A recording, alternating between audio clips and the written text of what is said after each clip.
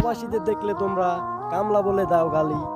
একবারও কি ভেবে দেখেছো ঘর বাড়ি ছেড়ে ছেলেটা কেন দিয়েছে প্রবাসে ফাড়ি?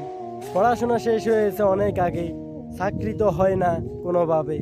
সৎ পথে করতে চাই যদি ইনকাম, পাই না তখন কোনো চাকরির সন্ধান। ঘুষ ছাড়া এই দেশেতে চাকরি পাই কজনাই, অসৎ পথের ইনকাম ছাড়া সফল হয়েছে কোন জনাই।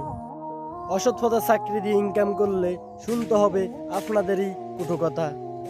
বেকার হয়ে রাস্তায় বের হলে শুনতে হয় এই সমাজেরই মানুষের কুটু কথা।